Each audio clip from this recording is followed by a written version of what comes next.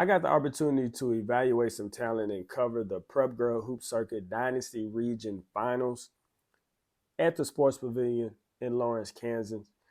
This was a good event. I think that Prep Girl Hoops do a pretty good job of putting together their events, their tournaments. They had teams come in from all over the South and the Midwest. We had teams from Kansas, Missouri, Oklahoma, Texas, Arkansas, Louisiana. As you can see right here, the gold balls that they played for. And they have 4 different divisions: 14U, 15U, 16U, and of course 17U. So this was like the end of their circuit. So they had the regional finals, and they had it in different parts of the country also. But I'm going to cover this tournament and talk about some of the teams and some of the talent that I saw. So here are my player standouts from that tournament. These are some of the players that I felt like really played well. I covered the 16U, but I also had a chance to look at some other players in different divisions, and this is the list I came up with. So let's specifically look at some players that I think stood out. Starting with Neha Sasser, point guard, real lady ballers, class of 2026. She can score. She can lock you up on defense with her length because she stands about 5'9", and she's a good athlete. I think she did a really good job of being patient, running the team, managing the game, getting her teammates involved, pushing the pace in transition, and really just being that leader that you need at the point guard position. So when I saw her playing, I was really impressed with her play, and I think she's got a big upside. Now let's get into her teammate, Jada Kearney, post player, real lady ballers, class of 2026. This young lady stands at 6'5". So she is an intimidating figure when she's in the paint. When she gets wide and she stretches out those long arms, she's either going to block your shot on defense, or she's going to make you alter your shot, or she's going to make you think twice about shooting and pass the ball out. So she's a shot blocker. She has a big upside.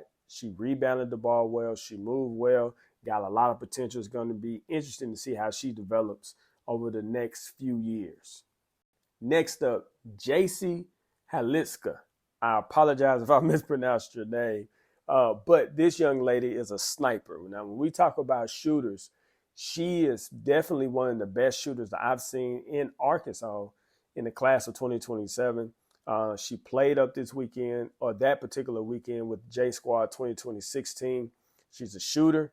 She can handle it. She can get shifty with her dribble, and she is a marksman. So if she gets open behind that three-point line, you can pretty much count it. But she doesn't have to just spot up. She can do it on the move. She can do it off the dribble. She can create space.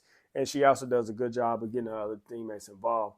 What her ability to shoot, it stretches out the defense. Next up is Charlene Hudson, another point guard with the JSquad, but she actually played up on the 2024 team. She's in the class of 2026. She's another scoring point guard that has good vision and the ability to pass the ball. She works the pick and roll really well. The game I saw her, she's patient. She doesn't rush. She plays at a good tempo, good pace. So I was really impressed with her. I've seen her play a few times already, and each time that I've seen her, I've been more and more impressed with her. So it's going to be interesting to see how she continues to develop over the next couple of years, because I feel like she also has a big upside. Now let's get into some evaluation breakdowns.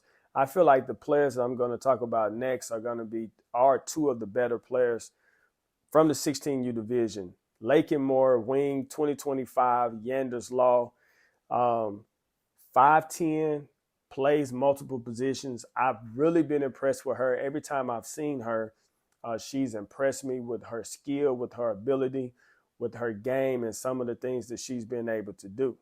So let's look at a few clips of hers. One thing that I think that's really impressive is when you have a player that stands around 5'10", 5'11", they're flirting with that 6-foot range, and they can actually play out on the perimeter. You can see here she knocks down the three-pointer. She handles the ball, as we saw in the previous clip. She runs the floor well, being able to finish right here over the top of that defender, under control and on balance, which is really, really a big thing, because you see a lot of players struggling with that. And then here she is again, running the floor, catching it, mid-range, nice pull-up. She has a nice looking form, nice shot. So she's a player also with a lot of upside.